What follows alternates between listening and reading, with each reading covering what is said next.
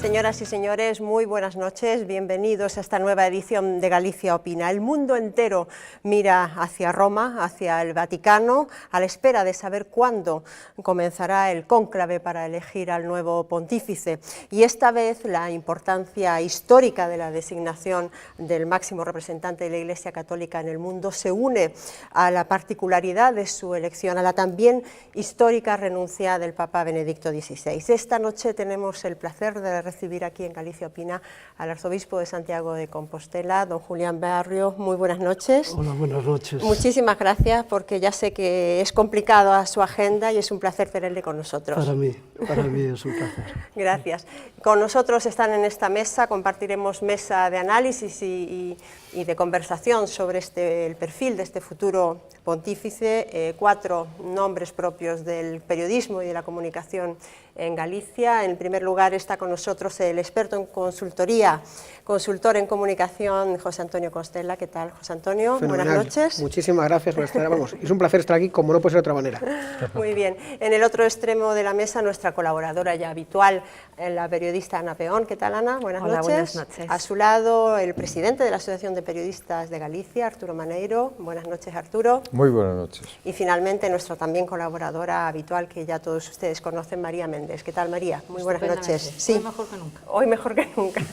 Con buena compañía. Y con esta lluvia tremenda. Y con muy buena compañía, desde Muchas luego. gracias. Monseñor, hoy ha sido el 4.º día de esas congregaciones, de esas reuniones de los cardenales que están, bueno, estudiando cuál es la situación de la Iglesia, pero también definiendo de alguna manera el perfil del que será el nuevo Papa. A su entender, a su juicio, ¿cuáles deberían ser las características de ese nuevo Papa? Yo creo que los cardenales, precisamente en estas congregaciones, están un poco viendo cuál es la realidad, cómo se encuentra la Iglesia en estos momentos, no solamente en Europa, en todo el mundo. Y ese conocimiento de la situación de la Iglesia es lo que también a ellos les va a ayudar a ver cuáles son las características que debería de tener pues, el nuevo sucesor de Pedro. Yo en esto siempre pienso que es verdad, estamos ante un acontecimiento muy importante. Hace 600 años que efectivamente un papa no había renunciado. San Celestino V, la situación de la renuncia de él fue en unas circunstancias muy distintas a las que ha tenido en cuenta el Papa Benedicto XVI. Es un hecho que, sobre todo, y yo pienso que los cardenales lo van a ver así, tenemos que analizarlo, tenemos que verlo desde la providencia de Dios. Es un signo de la providencia de Dios que lo tenemos que aceptar como tal, que nos ha cogido a todos un poco por sorpresa, ¿no? Por sorpresa, pero efectivamente yo entiendo que desde la fe tenemos que verlo como un signo de la providencia de Dios y que esa providencia de Dios pues, va a seguir estando en la Iglesia. A mí me pregunta cuáles van a ser las características del próximo Papa.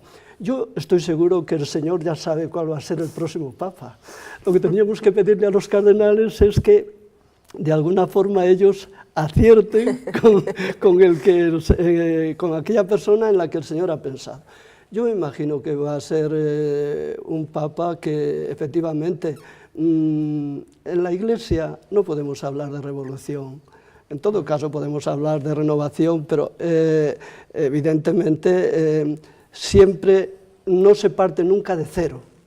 Es decir, el nuevo Papa pues efectivamente va a tener el gozo de poder contar con una situación, por así decirlo, heredada, que le va a ayudar sin duda en el gobierno de la Iglesia. Pues tiene que ser un pastor, claro que sí, un pastor cercano, un pastor sensible, como tiene que ser el pastor, pero a la vez tiene que ser un papa que sin duda alguna, y seguro que va a ser así, con la inteligencia de la fe, tiene que iluminar la inteligencia de la realidad concreta en la que nosotros nos encontramos. Hoy más que nunca necesitamos hacer una lectura creyente de la realidad y por eso, efectivamente, yo pienso que el nuevo Papa pues nos va a motivar en ese, y estando más en el año de la fe, pues a revitalizar nuestra fe, que es lo que pues bueno, pues va a dar sentido, está dando sentido a nuestra vida, y es lo que nos va a ayudar a hacer una lectura creyente de la realidad concreta en la que nos encontramos. Usted habla, estamos en el año de la fe, usted habla de revitalizar esa fe. ¿Cree usted que esa revitalización puede venir de otros continentes, de otros sitios, de África, de América Latina, de Asia incluso, y que a lo mejor también de esa manera el Papa podría venir de ahí? Bueno, es posible, es decir, en la Iglesia somos vasos comunicantes, esto yo creo que lo tenemos que tener muy en cuenta, y que en la Iglesia nadie es tan pobre que no pueda aportar algo, y nadie es tan rico que no necesite algo de los demás. Yo creo que en esta perspectiva, pues efectivamente, en la providencia del Señor, pues Él sabrá cuál es la persona más adecuada en estos momentos, que puede venir de América, que puede venir de África, que puede venir de Europa, que puede venir de Oceanía o de cualquiera de los continentes. ¿Y de España por qué no? Estamos en Europa, yo no lo descarto. Pero sin embargo no suena ni ha sonado España como candidato. Claro, normalmente las categorías con las cuales muchas veces nosotros pues, analizamos una realidad como la que estamos viviendo, a lo mejor pues no son las del Señor. Muchas veces los caminos de nuestros no son los caminos del Señor. Por eso siempre se dice que el que entra como papa en el cónclave sale cardenal. Pero de todas maneras hay uno que tiene que salir como papa, desde luego, ¿no? Pues seguro que sí. ¿Y usted tiene alguna predilección, alguna preferencia? Yo se lo dejo al Señor. Yo se lo dejo al Señor, porque dejándoselo a Él, pues yo estoy seguro que está en muy buenas manos. Hombre, evidentemente cada uno de nosotros, yo creo que es lícito, es lógico que tengamos alguna preferencia, o bien por las personas que conocemos, o bien por lo que hemos oído de ellas. Pero bueno, yo en esto... ¿Usted conoce personalmente alguno de los posibles candidatos? Bueno, sí, por ejemplo, yo conozco de los que se habla, el cardenal Scola, si es el italiano, si es una persona que yo he tenido la oportunidad de poder hablar con él, y por supuesto me parece una persona que sin duda alguna podría responder perfectamente a lo que la Iglesia puede necesitar en este momento. Brasil y Colombia también son dos candidatos que, bueno, que suenan, sí, ¿o no? Dos, si puedo utilizar ese término tan... Sí. Se habla mucho también ahora del franciscano, el cardenal franciscano de Estados Unidos. Quiero decir, el colegio cardenalicio está compuesto por personas de mucha valía, gracias a Dios. Es decir, que en esto providencialmente también tenemos que pensar que bueno, ellos, a la hora de tener el conocimiento de la situación de la Iglesia en estos momentos, ellos en función de eso también sabrán elegir, a mi modo de ver, cuál es la persona adecuada. ¿Cuáles son, a su juicio, Monseñor, los desafíos que va a tener por delante ese nuevo Papa? Pues mire, estamos en un momento en que tendremos... Usted señalaba el tema de la revitalización de la fe. Entiendo que es uno, a lo mejor, de esos grandes desafíos, pero supongo que hay más, evidentemente. Sin duda. Es decir, hoy tenemos que ser conscientes de que tenemos que llevar adelante este diálogo entre fe y razón, fe y cultura, Hoy tenemos que ser conscientes de que bueno, pues necesitamos salir al encuentro de las personas, para, con la realidad de la fe, iluminar el sentido de sus vidas. Está habiendo, pues sobre todo en Europa, estamos sintiendo mucho los efectos de la secularización, del laicismo, del hedonismo. Esa es una realidad que está ahí. Creo recordar, el beato Juan Pablo II decía que efectivamente el problema de la fe no es, diríamos, las ideologías que podamos tener o que pueda haber. El problema de la fe es el materialismo, que es lo que realmente la está adormeciendo y le está quitando pues esa vitalidad que debe de tener a la hora de orientar la realidad de nuestras vidas. Entonces, ese es un campo en que yo creo que hay que incidir de manera especial, a mi modo de ver. Y luego hay temas internos, más propios internos a la Iglesia, como puede ser el caso de Batilix. ¿Usted cree que este elemento puede ser un elemento determinante en el cónclave, en la elección del Papa, en los próximos días, una vez que sepamos cuándo se convoca?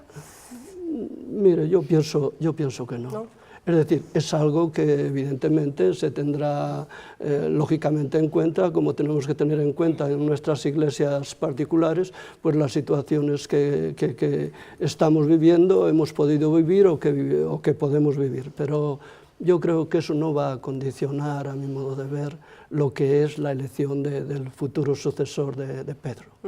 Si le parece, hacemos un turno de preguntas a mis colegas que están aquí esperando. Ana, por favor, adelante. Sí, buenas noches, monseñor. Buenas noches. Decía usted que hacía 600 años que no se producía la renuncia de un papa, y ahora nos vamos a encontrar, bueno, con un nuevo papa próximamente y con un papa emérito. ¿Cómo ve usted esa situación y qué papel cree que está llamado a jugar el papa emérito Benedicto XVI? Bueno, es una situación realmente nueva. Yo estoy conociendo a Benedicto XVI, conociendo su sencillez, su humildad, su cercanía, su bondad, su categoría intelectual, su finura espiritual. Yo creo que él, me imagino que estará siempre dispuesto a comentar, orientar, si se le pide, si el nuevo Papa le pide pues una orientación o le pide un consejo en determinadas situaciones o en determinados problemas que pueda tener la Iglesia.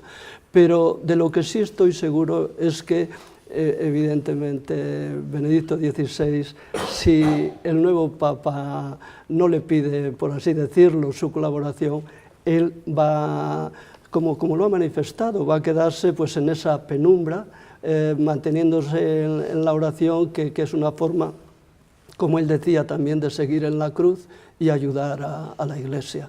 Yo entiendo que, claro, muchas veces se dice, se comenta, es que va a haber dos papas. No, hay un papa. Hay un papa. Es decir, la realidad que vamos a vivir es que cuando sea elegido un nuevo papa, pues tendremos un solo papa, un solo papa.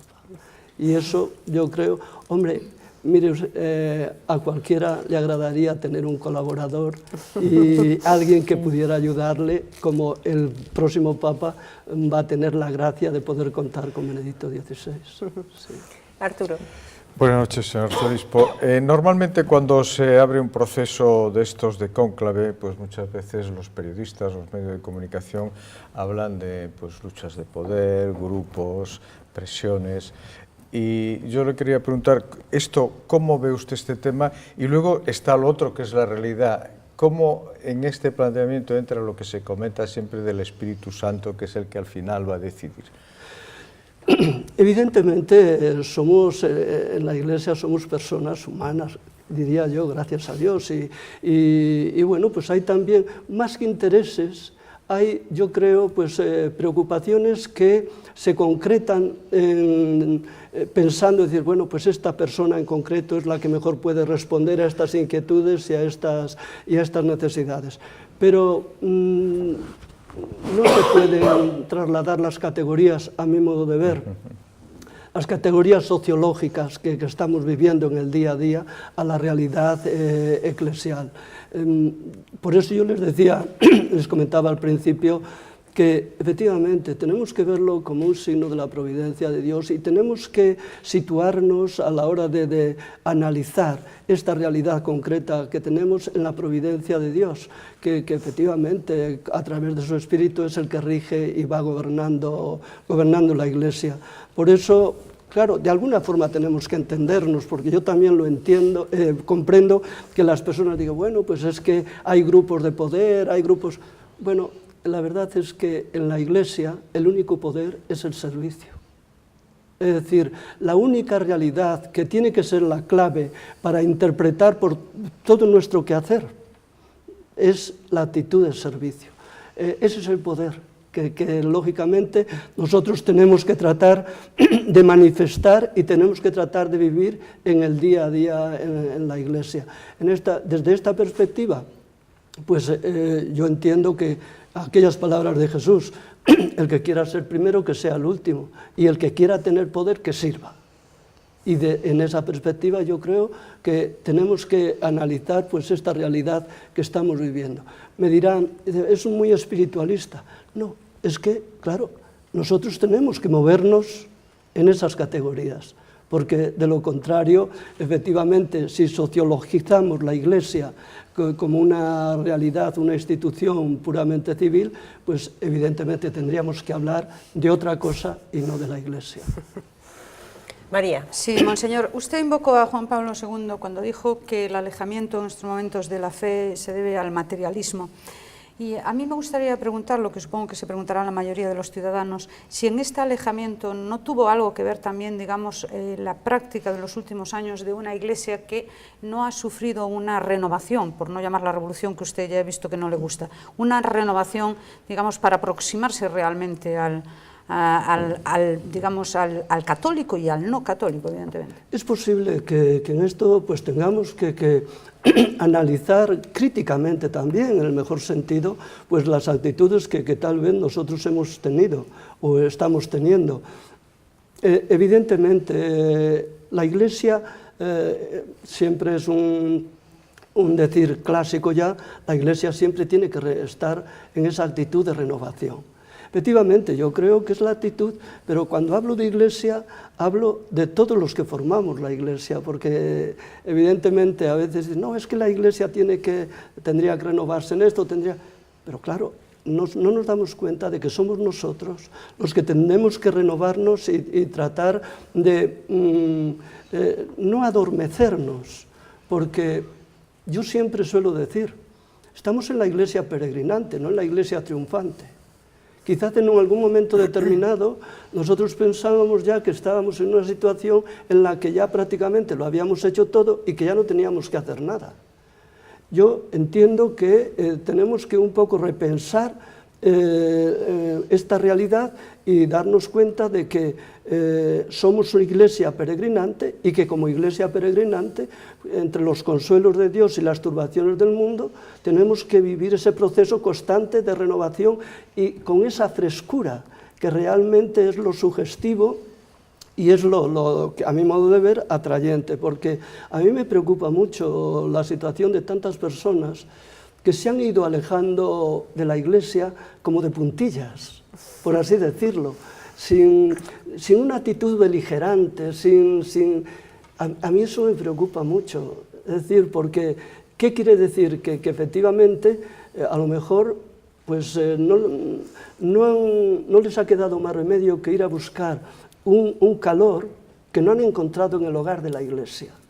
Entonces, nosotros tenemos que, con una actitud de sencillez, de humildad, salir al encuentro de ellos y decirles, mirad, merece la pena, la Iglesia, sin duda alguna, es ese hogar, es esa familia en la que vais a encontrar pues, esa ayuda, vais a encontrar esa reflexión, vais a encontrar pues, ese saber compartir para dar respuesta a tantas y tantas necesidades como se tiene. Yo suelo decir que hoy estamos dando quizás respuestas a preguntas que nadie nos hace. Entonces yo creo que es el momento en que nosotros tenemos que salir, tratar de escuchar las preguntas que nos hacen y de alguna manera, en la medida de nuestras posibilidades, dar la respuesta. Porque efectivamente tampoco está dicho que tengamos que responder a todo, porque el único que responde a todo es Cristo, que es el camino, que es la verdad y que es la vida. En este sentido, pues sí, tenemos que hacer un examen con sencillez, con humildad y tomar conciencia de que, bueno, pues hay que salir al encuentro de la persona. Usted entendería, monseñor, que sería necesario propiciar un concilio de forma, digamos, a corto plazo, no, dado los últimos y enormes transformaciones que se han generado socialmente, económicamente, desde todos los puntos de vista. Bueno, claro, lo del concilio le compete solamente al Papa, Sin duda, sin duda. Es el que, sí, evidentemente, conociendo la realidad y la situación en la que nos encontramos, a él le compete el convocar el concilio si lo creyera oportuno. Pero en todo caso, cuando estamos celebrando el 50 aniversario del Concilio Vaticano II, bueno, yo estos días pues que he tenido encuentros con los sacerdotes en función, con el objetivo de un poco ver la doctrina conciliar, yo me doy cuenta de que es mucho todavía el camino que tenemos que recorrer para hacer propio y hacer nuestra la doctrina conciliar en el acontecer, diríamos, del momento eclesial en el que vivimos. Pienso, por ejemplo, lo que sí es cierto es que estamos ante una iglesia mucho más cercana, mucho más sencilla, mucho más humilde, que tiene que ser así, no lo digo como decir, bueno, pues es que como es así que nos alaben y que nos digan, no, tiene que ser así, pero la realidad es esta. Y en este contexto yo pienso, por ejemplo, ¿cuál es el compromiso de nuestros laicos hoy en la vida de la iglesia? Que realmente a ellos se les encomienda el transformar las realidades en las cuales se encuentran en la vida de cada día para construir el reino de Dios en medio de nosotros. Pienso, por ejemplo, por no hablar de otros, los obispos, es decir, lo que es el decreto Christus Dominus sobre el ministerio episcopal. Yo creo que todavía tenemos que ir más allá. Pienso, por ejemplo, en el decreto sobre los sacerdotes de la vida consagrada. Es decir, el Concilio Vaticano II es una realidad que efectivamente todavía tenemos que tratar de descubrir en su plenitud, porque los objetivos que se planteó el concilio, cuando fue convocado el Concilio Vaticano II, es verdad que acercaron a la Iglesia al mundo y el mundo a la Iglesia y de alguna forma pues se vio la necesidad de mantener ese diálogo, no solo con el mundo, sino con las religiones no cristianas, con todo el proceso del ecumenismo, la libertad religiosa, es decir, yo entiendo que, bueno, el nuevo Papa, si Dios quiere, pues él sabrá si es oportuno o no oportuno convocar el Concilio Vaticano III, por así decirlo. Pero en este momento mi impresión es que todavía nos queda un camino que recorrer a la hora de ver y un poco poner en práctica lo que es la doctrina conciliar del Vaticano II. Pues Antonio, adelante. Sí. Buenas noches, don Julián. Buenas noches. Yo quería plantearle dos cuestiones, una a la luz de lo que estaba diciendo, la que a mí me parece enormemente interesante, que es cuál es la aportación a la que nuestra Iglesia compostelana y la Iglesia de España está llamada a llevar a la Iglesia universal y cómo podemos ayudar al próximo Papa, que ya está muy cercano, ¿no? Esto es una cuestión. Y yo tengo otra que es también de curiosidad. Ninguna institución del mundo tiene entre sus directivos a personas que hablan 3 idiomas, tienen 2 doctorados de media, un doctorado civil, 2 canónicos, que yo entiendo que son personas de vida espiritual, que son personas entregadas a los demás. ¿Qué marca la diferencia? ¿Qué hace que un cardenal asuma la barca de Pedro y que otro no lo haga, cuando materialmente todos están enormemente preparados? Pues mire, empezamos por lo segundo que acaba de comentar usted. Yo creo que en este sentido, o yo lo veo así, todo es providencia. Es decir, a veces tampoco volvemos a lo que yo les comentaba antes, ¿no? Decimos, bueno, es que esta persona pues habla 7 idiomas, está muy bien preparado, Pues efectivamente, cuanto mejor preparados estemos para poder servir, mejor. Es decir, en esto no podemos ahorrar esfuerzo alguno a la hora de buscar, de tener, entre comillas, aquello que nos pueda ayudar a servir mejor a los demás. Pero, claro, siempre nuestras categorías y nuestros criterios, pues a lo mejor van por otros caminos que no los del Señor. Era como cuando se elige rey a David, ¿no? Pues que era el más guapo, no, el más pequeño. Bueno, pues quiero decir que en ese sentido la providencia de Dios es la que va un poco rigiendo y orientando pues, nuestra situación personal y también lo que podemos nosotros significar en el contexto de la comunión de la Iglesia. ¿Qué puede aportar la Iglesia en España y, en concreto, la Iglesia compostelana? Estamos en un momento, yo creo que muy importante. Yo entiendo que la diócesis compostelana es una diócesis bendecida por la realidad de la peregrinación a la tumba del apóstol Santiago. Nosotros estamos, de alguna manera, teniendo la posibilidad de gozar de la espiritualidad de tantas y tantas personas que llegan a la tumba del apóstol Santiago para reavivar la tradición apostólica en ellos, que es la tradición apostólica, que es la que fundamenta nuestra fe.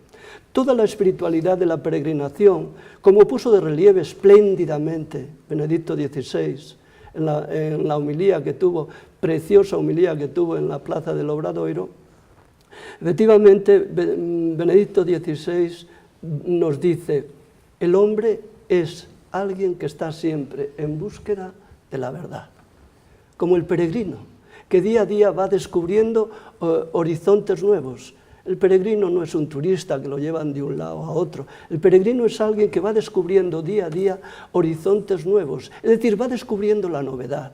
Y nosotros, como personas, tenemos que ir descubriendo esa novedad de Cristo en el día a día, pues en medio de nuestras alegrías y de nuestros sufrimientos, de nuestras dudas, de nuestras esperanzas, pero ahí es donde tenemos que estar.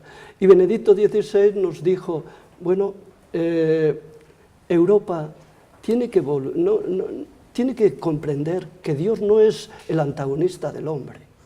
Ha sido lamentable, yo creo que esto nos ha perjudicado en esa realidad, diríamos, humana, profunda, nos ha perjudicado mucho el pensar que Dios era el antagonista del hombre. Dios no es el antagonista del hombre. Dios es la realidad en la que efectivamente nosotros, encontrando sentido a nuestra vida, encontramos también la plenitud a través de Dios. Y el Papa nos dijo, dice, bueno, tenemos que plantear nuestra vida desde la justicia, desde la libertad que nos hace libres y que nunca hiere la verdad, y desde la verdad de Dios. Son realidades estas que efectivamente hoy por hoy en el magisterio de la Iglesia en España, pues de una o de otra forma tratamos de ofrecer. A lo mejor no acertamos, ¿no? Pero no acertamos quizás a veces por el lenguaje, porque yo creo que esta es una cuestión que tenemos que planteárnosla seriamente. Antes yo les decía, respondemos a preguntas que nadie nos hace, o otras veces nos explicamos de forma que nadie nos entiende. Pero bueno, ahí tenemos que estar. A mí me maravilla Benedicto XVI diciéndonos cosas profundas, cómo él ha utilizado un lenguaje, una forma en la que todos entendíamos. Entonces, quizás, bueno, pues la Iglesia hoy en España es una Iglesia con una tradición realmente que tenemos que dar gracias a Dios por ella. Es decir, tenemos unos referentes muy importantes y que tenemos que volver a ellos.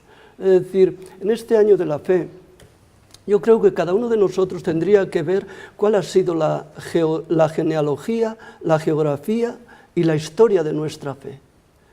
En el contexto en el cual nosotros nos movemos, pero también haciendo referencia a tantas personas que forman parte diríamos, este catálogo hermoso de santos que tenemos y que no podemos olvidar. Y esto nosotros, yo creo que efectivamente la Iglesia en España, pues efectivamente lo puede ofrecer. Alguien me preguntaba, ¿por qué el Papa ha venido tantas veces a España? Pues yo creo que un poco ha sido la razón esta, es decir, el aprecio que en este caso concreto el Papa Benedicto XVI, dado el conocimiento que él tenía de nuestra realidad eclesial, pues efectivamente esto es lo que le llevó en todo momento, pues si tenía la ocasión de poder venir, porque tengo que recordar, la venida a Santiago fue una decisión propia y exclusiva de él, dada la agenda que ya tenía y de la programación que él tenía, pero efectivamente fue una decisión propia de él. Todos tenemos en la memoria, evidentemente, esa visita que ha sido muy, muy reciente.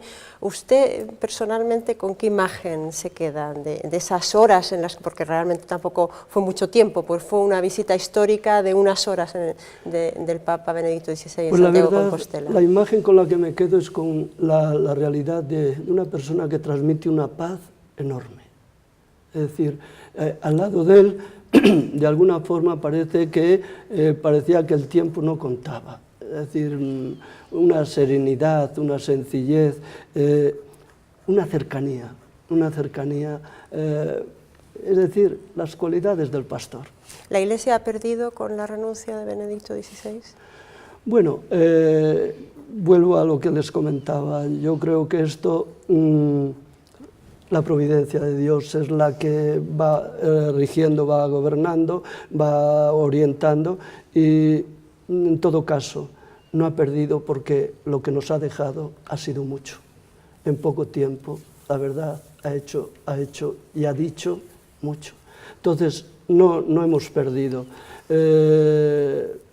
Ahora lo que nos toca es un poco tratar de volver sobre su magisterio, que yo creo que aparte de lo que el nuevo Papa pueda decirnos y con lo cual pueda orientarnos, sin embargo, como es así en la tradición de la Iglesia, porque el mismo Papa Benedicto XVI, vemos que en su magisterio hizo referencia al magisterio del Beato Juan Pablo II, el Beato Juan Pablo II hizo referencia al magisterio de Juan XXIII, de Pablo VI. Quiero decir que, bueno, es una herencia que creo que era Goethe el que decía que una herencia no la hace uno propia hasta que no la reconquista, hasta que uno Yo creo que entraríamos ahora en ese proceso de reconquistar esa herencia que el Papa nos ha dejado. Monseñor, muchísimas gracias por aceptar nuestra invitación y contestar aquí a nuestras preguntas. Muchas gracias y muy buenas noches. Para mí ha sido un placer y agradezco mucho por la presencia de todos ustedes. Muchas gracias, buenas noches. No se vayan ustedes, por favor, porque hacemos una pequeña pausa y volvemos con más noticias y más actualidad del día. Hasta ahora mismo.